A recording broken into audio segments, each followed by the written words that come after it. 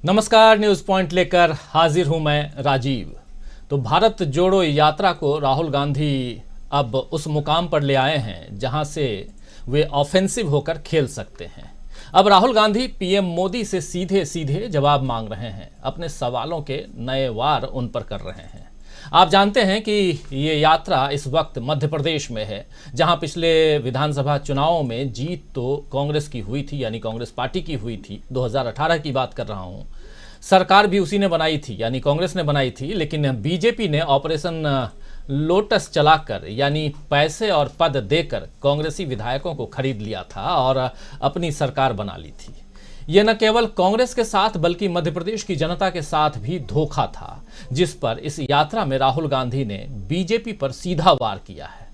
उन्होंने कहा कि करोड़ों रुपए खर्च करके हमारे 20-25 विधायक खरीद लिए और सरकार बना। ऐसे में हमने सड़क पर उतरकर यात्रा करने का फैसला किया।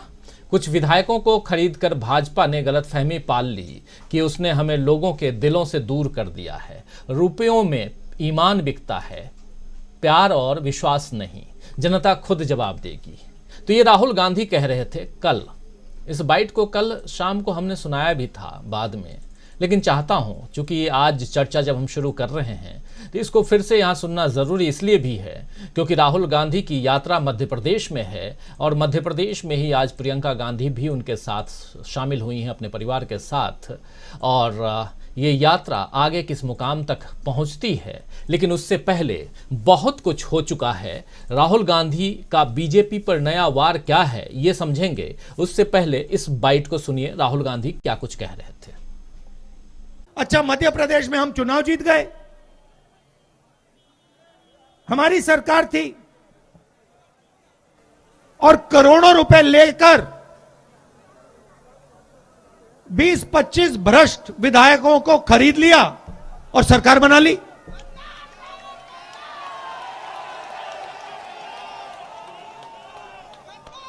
मेरा कहना है, हमने भारत जोड़ो यात्रा क्यों शुरू की? क्योंकि सब लोकतांत्रिक रास्ते बंद थे। लोकसभा बंद, चुनाव का रास्ता बंद। मध्य प्रदेश में हम चुनाव जीत के आए। प्रेस का रास्ता बंद। बाकी जो संस्थाएं, इंस्टीट्यूशंस हैं, उनको सबको आरएसएस बीजेपी ने पकड़ रखा है, अपने लोग भर रखे हैं। जुडिशरी पे दबाव डाल रखा है, कोर्ट्स पे दबाव डाल रखा है। तो हमने सोचा एक ही रास्ता है और कोई रास्ता बचा नहीं है।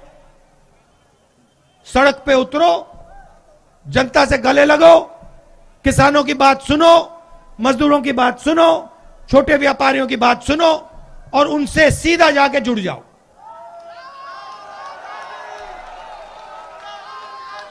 हमने सोचा भी नहीं था, मैं आपको सच बता रहा हूं, हमने सोचा भी नहीं था कि इतनी शक्ति, इतना प्यार, इतना सपोर्ट हिंदुस्तान के लोग, मध्य प्रदेश, महाराष्ट्र, केरला, आंध्र, तेलंगाना, तमिलनाडु के लोग इस यात्रा को देंगे।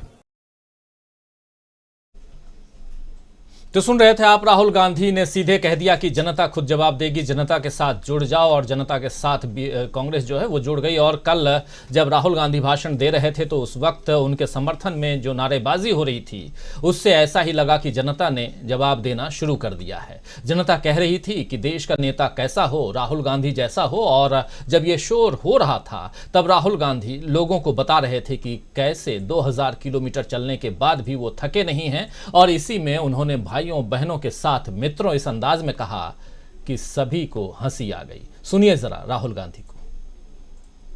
अभी कमलनाथ जी ने मुझसे पूछा, निकले मेरे साइड से, मुझसे पूछते हैं, राहुल तुम थके नहीं हो? भाई और बहनों, मेरा चेहरा थका हुआ दिख रहा है? मैं 2000 किलोमीटर चला हूं, 2000, कोई थकान नहीं, एक सेकंड की थकान नहीं। सुबह उठता हूं, मैं आपको बता रहा हूं, सुबह उठता हूं, चलना शुरू करता हूं और जितनी आसानी से मैं 6 बजे सुबह चलता हूं, उससे तेज मैं 8 बजे रात को चलता हूं। और ये क्यों हो रहा है? अजीब सी बात है। 2000 किलोमीटर चल गया हूं। भाइयों बहनों, मित्रों,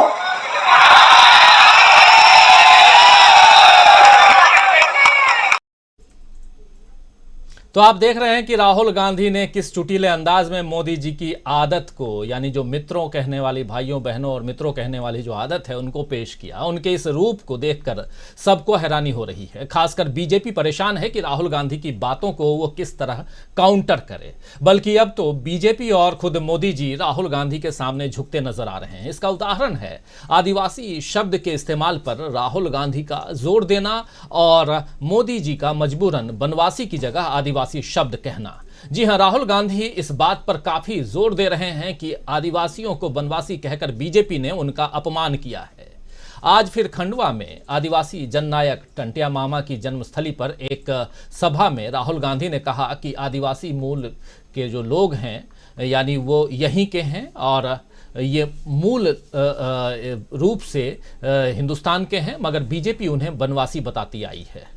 उन्होंने बीजेपी से हाथ जोड़कर माफी की मांग की है और कहा कि बीजेपी वाले माफी मांगे क्योंकि उन्होंने गलती की है, आदिवासी की जगह बनवासी कहा है। यह भी सुन लीजिए। क्योंकि इन शब्दों के पीछे विचारधारा है। हम आदिवासी कहते हैं क्योंकि हम इस बात को मानते हैं कि आप हिंदुस्तान के असली और पहले मालिक हो। वो वनवासी कहते हैं क्योंकि वो आपके सारे के सारे अधिकार आपसे छीनना चाहते हैं और आपको यह याद नहीं दिलाना चाहते कि आप ही इस देश के पहले और असली मालिक हो। तो सबसे पहले मैं चाहता हूं कि ये जो बीजेपी के लोगों ने आपके ऊपर अपमान किया है, ये जो शब्द इन्होंने आपके लिए प्रयोग किया है वनवासी, इसके लिए ये आपसे माफी मांगे। हाथ जोड़ के हिंदुस्तान के आदिवासियों से ये माफी मांगे और उनसे कहें कि आप वनवासी नहीं हो, आप आदिवासी हो और आप हिंदुस्तान के पहले मालिक हो और हम आपको जो भी अधिकार चाहिए वो हम आपको देंगे। और माफी मांगने के बाद, पहले नहीं, माफी मांगने के बाद दूसरा काम, जो ये आपसे जंगल छीनते हैं, जो हम पैसा कानून लाए, जमीन अधिग्रहण बिल लाए, फॉरेस्ट राइट एक्ट लाए, इन 3 कानूनों को ये जो कमजोर करते हैं और आपकी जो जमीन है जो आपसे छीनते हैं, आपका जल है, आपका जंगल है जो आपसे छीनते हैं, वो आपको वापस देने का काम शुरू कर दें। और अगर ये नहीं करेंगे तो जैसे ही हमारी यहां सरकार आएगी, हम आदिवासी शब्द का प्रयोग करेंगे और जो आपके हक हैं एक के बाद एक आपको देना शुरू कर देंगे। और जो आपकी जमीन है उसका अधिकार, जल और जंगल का अधिकार आपको वापस देना शुरू कर देंगे। आप जान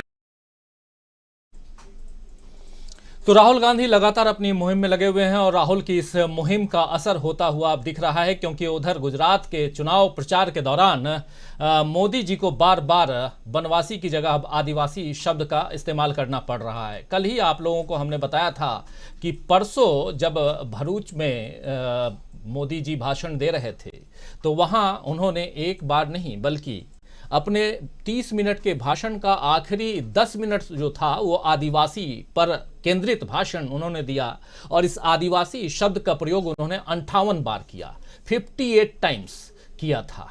और अब तो मोदी जी यहां तक कह रहे हैं कि हमने एक आदिवासी महिला को राष्ट्रपति उम्मीदवार बनाया था। आइए जरा सुनते हैं। और इतना ही नहीं, प्रधानमंत्री नरेंद्र मोदी ये भी कह रहे हैं कि ये जो पदयात्रा है ये पद के लिए यात्रा है। ये कांग्रेस के लोग पद के लिए यात्रा निकाल रहे हैं क्योंकि इनके पास और कुछ बचा नहीं है और ये किसी भी ढंग से पद चाहते हैं, यानी ऊपर पहुंचना चाहते हैं जिस पद पर प्रधानमंत्री नरेंद्र मोदी इस वक्त विराजमान हैं। आइए जरा सुनिए आदिवासी शब्द कैसे इधर राहुल गांधी कह रहे हैं और उधर प्रधानमंत्री नरेंद्र मोदी कैसे ट्रैप हो गए हैं और लगातार उसी शब्द का इस्तेमाल करते हुए दिख रहे हैं। अच्छी बात है, इस्तेमाल होना चाहिए, और लेकिन ज़रा उनकी जुबानी गुजराती में है। उन भाषण लगातार प्रधानमंत्री गुजराती में दे रहे हैं। गुजरात का चुनाव है, लेकिन आप लोगों में से बहुत लोग जो गुजरात से इस कार्यक्रम को देखते हैं, जो नहीं भी देखते हैं गुजरात से, गुजराती बहुत मुश्किल भाषा नहीं है, आप समझ सकते हैं। जरा सुनिए। आ भारतीय जनता पार्टी है जेने पहली बार देश में आदिवासी राष्ट्रपति અને એમાં પણ મહિલા આદિવાસી રાષ્ટ્રપતિ બનાવીને દુનિયાની અંદર એક સંદેશ આપ્યો છે। હવે તમે મને કહો ભાઈ, અત્યારે મેં જોયું છે એક ભાઈ પદ માટે યાત્રા કરી રહ્યા છે। હવે પદ માટે કોઈ યાત્રા કરે એમાં કઈ વાંધો નહીં, લોકશાહીમાં હોય, પણ કેવું ભાષણ કરે છે તમે જુઓ। આદિવાસીઓની વાત કરે, હું જરા આ પદ માટે ફાંફા મારતા લોકોને પૂછવા માંગુ છું કે જ્યારે ભારતીય જનતા પાર્ટીએ એક આદિવાસી બહેનને રાષ્ટ્રપતિના ઉમેદવાર બનાયા તો એમને ટેકો આપવામાં તમારા પેટમાં શું દુખતું હતું ભાઈ? અરે મોકળા મને કહેવું તો એક આદિવાસી દીકરી આ દેશની રાષ્ટ્રપતિ બનતી હોય તો અમારા કોઈ રાજકીય મતભેદો નથી, અમે 100% ટેકો આપીશું, પણ એવું ના કર્યું। આપણા રાષ્ટ્રપતિના ઉમેદવાર આદિવાસી બહેનની સામે એમણે ઉમેદવાર ઉભો રાખ્યો, એમને હરાવવા માટે આકાશ પાતાળ એક કર્યો, પણ અમારા આદિવાસી ભાઈઓ બહેનોના આશીર્વાદ હતા કે અમારી એક આદિવાસી બહેન દેશની પહેલી રાષ્ટ્રપતિ બની અને તમારા આશીર્વાદથી આ પુણ્ય કાર્ય કરવાનો અમને ભાજપવાળાને અવસર મળ્યો। આ કોંગ્રેસની સંસ્કૃતિ છે, પોતે તો કરે નહીં, બીજાને કરવા દે નહીં, અને જો કરવા માંડે તો આડા ઉતરે ખાડા કરે। આ કોંગ્રેસ વાળાનો स्वभाव है। तो मोदी जी का अपना अंदाज है और उस अंदाज में किसी भी बात को कैसे घुमाना है वो अच्छी तरह से जानते हैं। आदिवासी शब्द को लेकर के अब वो सीधी की सीधी लड़ाई जो है वो लड़ रहे हैं और सामने ढाल के रूप में राष्ट्रपति जी को लेकर आए हैं। द्रौपदी मुर्मू राष्ट्रपति हैं, आदिवासी समाज से हैं, आप सब अच्छी तरह से जानते हैं। और उनको ये भी भाषण कल उन्होंने दाहोद में ये भाषण दिया, और दाहोद का वो जो एरिया है, आदिवासियों का एरिया है, काफ़ी वहाँ वोटर्स हैं, और ढाल के रूप में द्रौपदी मुर्मू जी को यानी राष्ट्रपति महोदया को वो ला रहे हैं और कह रहे हैं कि देखिए हमने क्या किया, और ये आदिवासी शब्द का प्रयोग करके क्या कुछ करना चाह रहे हैं, लेकिन पद के खातिर पद यात्रा कर रहे हैं। लब्बो लुआब यही है जो भाषण अभी आप सुन रहे थे। तो संघ की विचारधारा से राहुल गांधी हमेशा ही खुलकर लड़ते आए हैं, और संघ पर, आरएसएस पर, संघ मतलब आरएसएस राष्ट्रीय स्वयं सेवक संघ, और बीजेपी पर लगातार वो वार करते आए हैं। और अब तो उन्होंने बीजेपी को मजबूर कर दिया है कि वो संघ की गलत धारणाओं से हटकर बात करे, क्योंकि संघ जो है वो वनवासी शब्द का इस्तेमाल करने के लिए हमेशा आगे आया है। और ऐसे ही आप देखिए कि कई जगह वनवासी कल्याण आश्रम से लेकर के बहुत ऐसी चीजें हैं जहां वनवासी का ही प्रयोग हुआ है। खैर, बीजेपी की ये मजबूरी भारत जोड़ो यात्रा के असर से उपजी है, ये आप मान सकते हैं, क्योंकि भारत जोड़ो यात्रा जो है वो काफ़ी दमदारी के साथ इस वक्त कांग्रेस निकाल रही है। बीजेपी को अनुमान ही नहीं था कि मध्य प्रदेश में इस यात्रा का जो है ऐसा असर होगा, और ये कह सकते हैं कि ये यात्रा जो है इस तरह धमाल मचाएगी, ऐसा अनुमान नहीं था। और आज तो कांग्रेस महासचिव प्रियंका गांधी और अपने परिवार के साथ यानी भाई राहुल गांधी के साथ वो पहुंची, और प्रियंका के साथ में उनके पतिदेव और उनके बेटे भी थे, जिससे लोगों में भारी उत्साह देखा गया। खबर है कि परसों यानी संविधान दिवस पर कांग्रेस अध्यक्ष मल्लिकार्जुन खड़गे भी इस यात्रा में शामिल होने के लिए महू आएंगे। तो महू बाबा साहब अम्बेडकर के नाम से जाना जाता है, आप सब अच्छी तरह जानते हैं।